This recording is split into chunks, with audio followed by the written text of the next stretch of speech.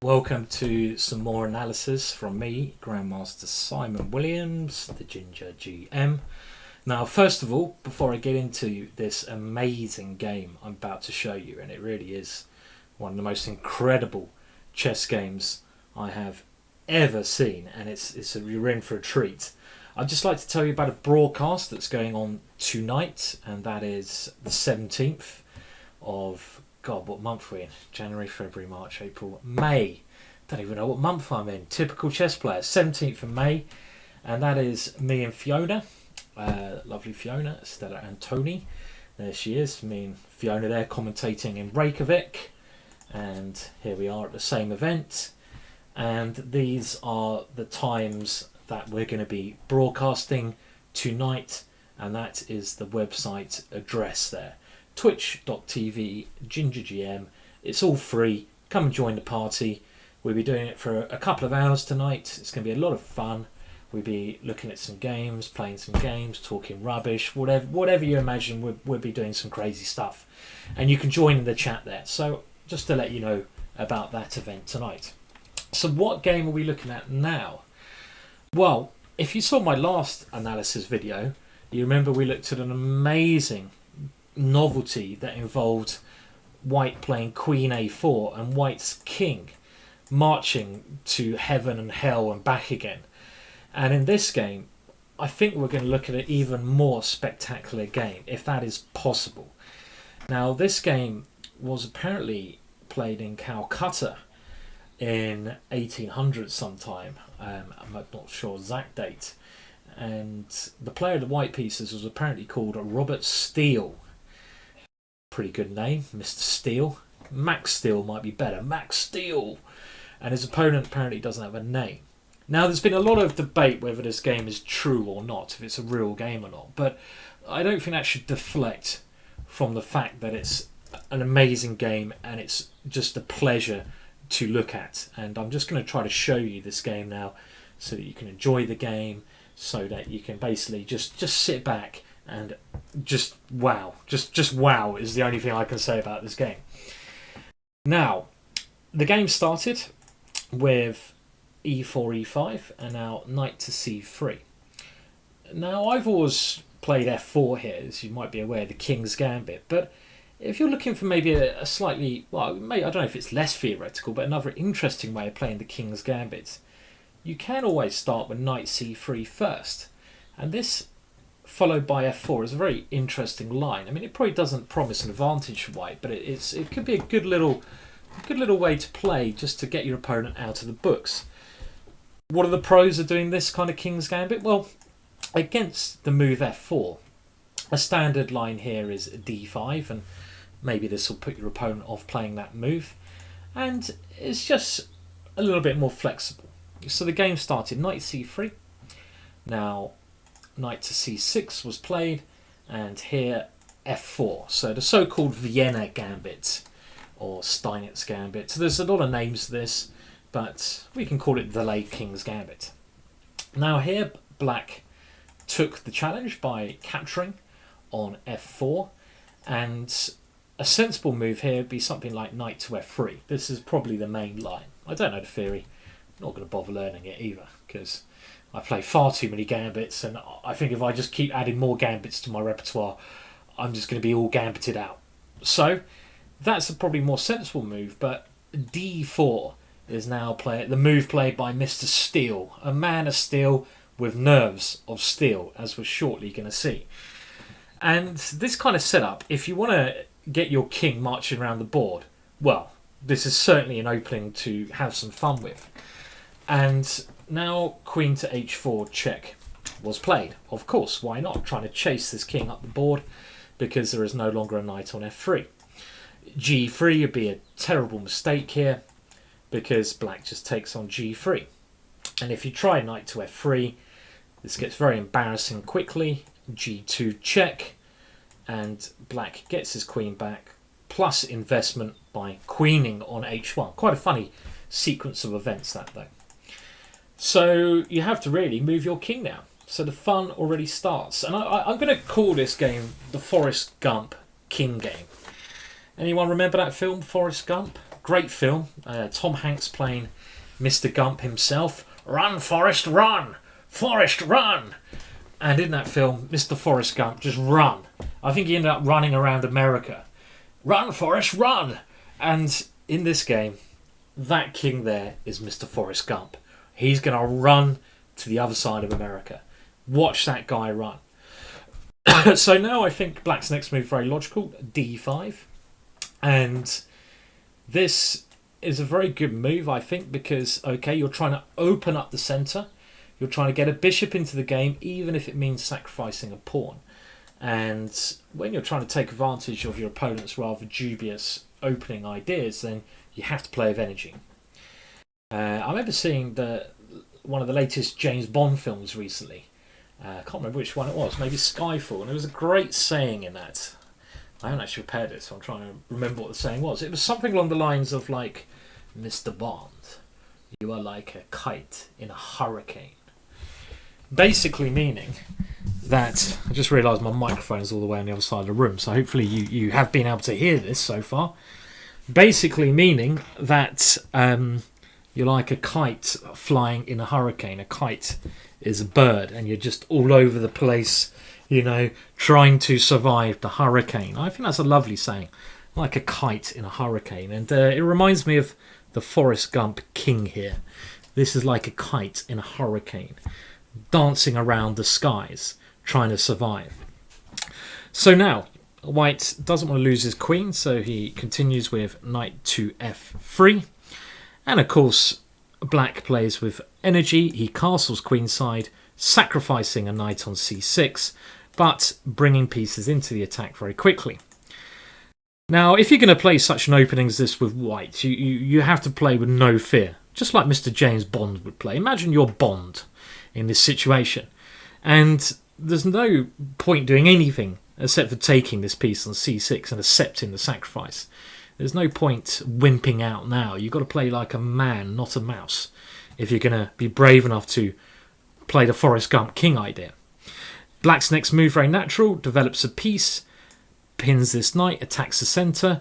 This pawn is pinned to the queen. White captures on b7 check. Now black just shuffles his king over one square, using the white pawn actually as defence. And this is actually a very standard defensive strategy, using one of your opponent's pawns as a defensive mechanism. And this pawn here defends the black king. You see this a lot in Sicilians. And here now white moved his knight to b5, trying to secure this pawn and maybe aiming to go c3, securing things that way. So of course black now continues playing in good style. He develops another piece into the centre and gets ready for his last piece, really, the rook on h8 to enter into the attack. White secures his centre the best he can by creating a pawn chain with c3, and now logically rook comes to this square, e8 with check, and Mr. Forrest Gump king has to run. It doesn't want to go to d2 because you'll just be running into knight e4 check, and that knight will at least come to f2 if not somewhere stronger on its next move. So we have to go to d3, the only option. Off we go. Run, Forrest, run. And now bishop f5 check, of course, very logical, forcing the king further into no man's land. And again, it can't really go backwards because this knight e4 check again. So it is forced to go to c4. And now we get a very amusing situation. Of course, white is material up, but his king is on the verge of disaster. And now black makes that king run in even further here. Bishop e6 check. And again, white's next move is forced. I mean, maybe white could have considered coming back to d3, but again, if you're going to play with such style and pizzazz, I don't even know if that's a word, but you get what I mean. You might as well not play for a draw. And if the king comes back, black has at least a draw. So, king takes bishop, the greedy king. Run, Forrest, run. And now black plays, I think, a very good move, because if white can go king b4 and king a3, his king on a3 will be quite well protected, and he's done a quick smash and grab job, just like an armed robber with the ram raiding van. Straight into the jeweller's, grab the jewellery, out again. And that's what this king wants to do. It wants to run back to a3. So black stops that. a5, taking control of the b4 square. And now the king cannot retreat. So white is now in a lot of danger. What is the threat here?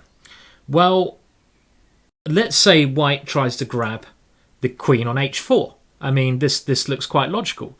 So knight takes h4. Let's say white takes that queen. It's now black to play and checkmate in 2 moves. And this shows some of the danger, of course, of Forrest Gump king not making its destination, getting hit by a bloody big truck on the way. And hopefully you can see how black now checkmates in 2 moves. Pause the video if you need to, just to try to find the quickest and easiest checkmate. Well, knight to e4 check forces the white king even further up the board. Only square, king to c6. It's now checkmate in 1 move with bishop to d5. And the net has been tightened around that poor little king on c6. You can even feel a little bit sorry for that guy here. So that is one of the threats that white is dealing with. He has to stop this simple idea, knight e4, bishop d5, checkmate. And, well, how do you actually stop this idea? There's a lot of problems. And there's only really one way to do that, and that is to give your king more space. In order to do that, you should probably move your knight. So here, knight takes c7. And this is an example of aggressive defense, the best way to defend. Because by going forwards, capturing on c7, you're allowing your king some escape to the left, so you're actually reinforcing the threat of knight takes h4 now. So this is a good move, And now there's no immediate checkmates. If you go knight e4 check, the king can start running, and again it's kind of on a good route out of the danger zone there. So this knight e4 check would be pretty irrelevant here. So queen h5 check played, very natural, trying to bring the queen into the attack. If king to c7, king takes c7, well now white can actually get away with taking the queen. And this king is going to try and run away. You could try and move like rook d5 check. After the forced reply, king c4. It seems like there's no good discovered check, ambush check I call it, with the rook. And the white king is going to try and run home again. And it's done its smash and grab job at the local jewellers. Naughty Forrest Gump. So this is not working here for black. So very logical move. So far everything going really the way we expect. Queen to h5 check. And here, well, white has to be very careful, because if the king goes forwards, it's going to end up in a world of pain. Let's, for example, say king to b6. Can you see how black checkmates in 1 move here? Pause the video if you need to now. Simply rook b6, and this is a version of what I call the guillotine or lawnmower checkmate, where you use your rook and queen or 2 rooks to force a mating net around your opponent's king. So now white plays a brilliant move, knight to e5, and this is a fantastic move, and one of the reasons why this game is such an amazing game, and one of the most amazing examples of a king march ever to be demonstrated in chess. And one of the reasons this is such a great idea is because you're leaving your queen on pre, but you're defending your king with your knights, and this is a key idea that white's doing. Now, what should black play here? Should he take the queen straight away, or should he do something else? Now, there is a problem for black if he immediately takes the queen on d1. The problem is, it's a very clever trick, that after, now white goes on the offensive with knight to c6 check, and the problem that black has is, and this is quite, I think it's quite picturesque in some ways, that white is either going to develop the bishop on c1 into the game with check, and then take the black queen with the rook, or white is going to develop the bishop on f1 into the game with check, and take the black queen with that rook. For example, king takes c7, bishop takes f4 check, and we will take the queen sooner or later. So what else can black play? Well, of course, the other option is bishop takes b7. Sorry, king takes b7, excuse me. But now, bishop to a6 check. And again, the black queen is lost. So a nice little trick there that white has set up with this knight to e5 move. But black now plays the best move. Knight d7 check. The knight could have gone to e4, but it makes more sense to come here to try to eliminate one of the defenders of the white king, the knight on e5. So when you're attacking, some key things to remember. Always look at checks, but you've also got to locate your opponent's most defensive pieces and try to eliminate them. Exactly what black's aiming to do here, eliminating that central knight on e5. So white continues, king b5, and now black has nothing better than to accept the queen on d1. So far black has gone queen up. And now black is faced with another option because white now gives up his rook. Bishop takes f4. And he gives up the rook on a1 now, with the idea that the bishop on f4 will be a key attacking piece. Black accepts the gift. Queen takes a1. Threatening queen takes b2 check. And now black is a serious amount of material up. And he's chasing the white king around. But it's not so simple. What should white play here? So this is a little test for you guys. Pause the video now.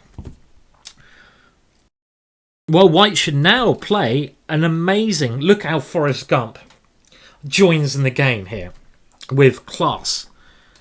King to a6, a simply phenomenal idea. And all of a sudden, it's the black king which is facing mating nets. Knight to c6, checkmate is the threat. Simply astonishing idea here. And black is in serious danger in this position. What can black do? Well, in the game, he decided to take on e5. What else can black do in order to stop this idea? Well, it's very dangerous here. Let's have a look at some of the potential defensive ideas. King takes c7. Looks natural.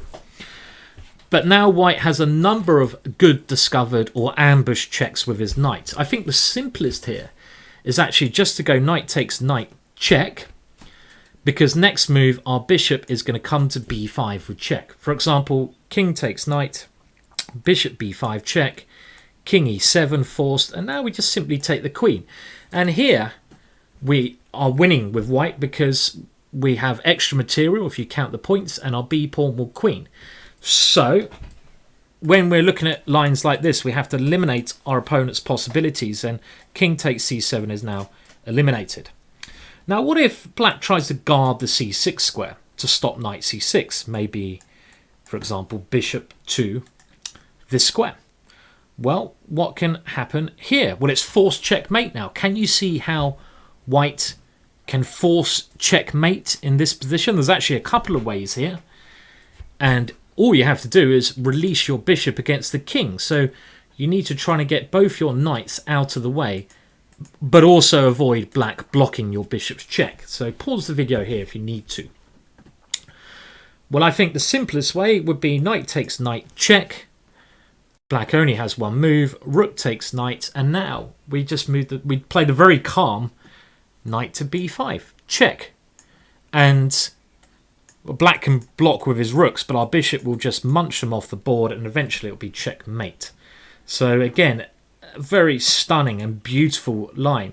So in actual fact, there's only one way to defend here, and that is knight takes e5, the move that black played. Now, bishop takes e5 was a possibility, but that's not quite as strong. Let's just have a look at that. If we go bishop takes e5, knight takes e8 was played. Now, if bishop takes e5 here, how can black stop the checkmate? Well, the problem is here he has a move like f6, potentially, this move, and he's going to be able to stop the checkmate idea here with something like that. He also has other ideas of queen takes f1 check here, very interesting, followed by bishop c4 check.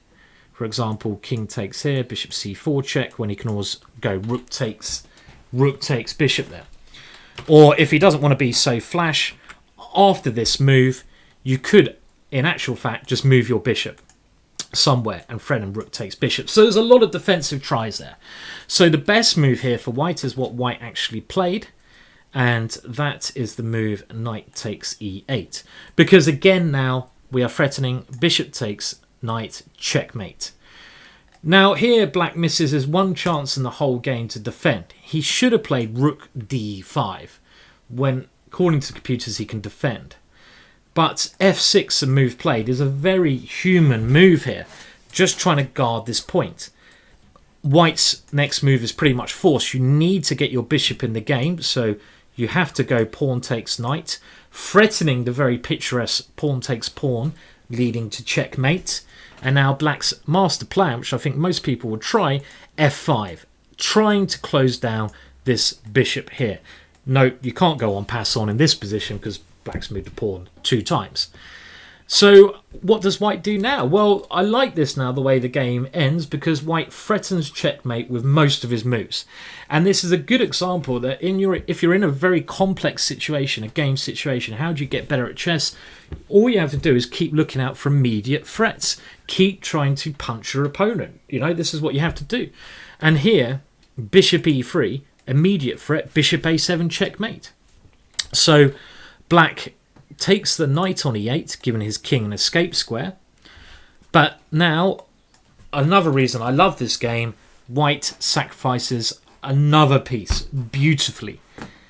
Bishop to b5, sacrificing his other rook on h1 to allow this bishop to control c6 and d7. And the reason this is important is because the black king will want to escape via these light squares, but now it can't because white's bishop controls it. Black has to accept the gift. There's no other option, because if white is able to take the black queen, it's game over anyway, so he has to take the rook on h1. That queen has taken a queen and 2 rooks, but it is now pretty much all over. Bishop to a7 check. Well, I say pretty much all over. Black has an amazing defensive try in a minute. King c7. And now, well, white can force a draw here with bishop b6 check, bishop a7. But Forrest Gump didn't run around America to chicken out with a draw. So how, again, remember I said this game is about creating threats. How do you create checkmate threats here? Let's have a think. How can you do that here? Bishop c5, again, example of creating a checkmate threat. The threat is along the lines of bishop d6 and b8, queen mating. And here, black miss is an amazing defensive try. Now, what would you do here if you were black? There's only one way to stop checkmate here. And actually, if black finds this, it would have been an amazing draw. Now, in life, in chess, I think nearly everyone finds attacking easier than defending. I can only think of a couple of players who actually could calculate defensively at top level. That was Ulf Andersson and Korchnoi. They're the only 2 players who maybe preferred defending. They calculate defending brilliantly. Most other players in history of chess have always been able to calculate attacking better. And here, try to work it out. Pause the video now if you need to. See what you'd play as black. Well, the only way to draw here is the amazing move, bishop c8. And this is a phenomenal idea, which stops white from ever having the option of moving this pawn to b8. So even though you're giving up a bishop, you're pretty much going to force now a draw with bishop b6 and bishop a7. White does not have anything better here. So this would have forced the draw. So well done if you found this move, which is very hard to see. In the game, black actually played rook d8, which I have to say looks very natural because it controls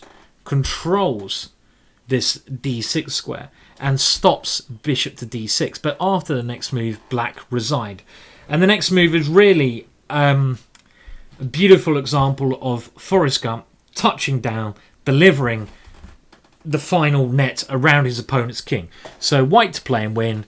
White now played king a7, and this was the beautiful conclusion to his amazing concept of this king floating to the queen side. What is the threat here? Well, you're taking away the b8 square. So the threat is in actual fact bishop b6 checkmate. Black does not have any sufficient way to stop that. There is also a threat of bishop d6 check. And if black ever takes that bishop, you can go b8 queen checkmate. There's no good way to stop really the threat of bishop b6 though. And now black has to resign. So an amazing concept, that game. Whether it's real or not, I'm not sure, but I love the game. It's one of the most amazing games of chess I've ever seen. Really beautiful ideas there of white giving up his 2 rooks and then creating squares for his king. Both sides had moments of brilliancy there, but it was indeed white who was able to land the killer blows. And again, I think that shows you at the end the idea is always trying to create little threats with your pieces. You know, if you can create threats, then you're always going to have a much easier game. So just, you know, one simple way to improve at chess is always look at ways to create threats in the position. You know, as long as they don't weaken your position whilst you're doing them. Okay, well, thank you for tuning in to that. I hope to see most of you later tonight for the stream I'll be doing with Fiona. Please like and subscribe to my channel. Tell your friends about the channel. And I'll see you around another time. Cheers for now. Goodbye. Hope you enjoyed that game.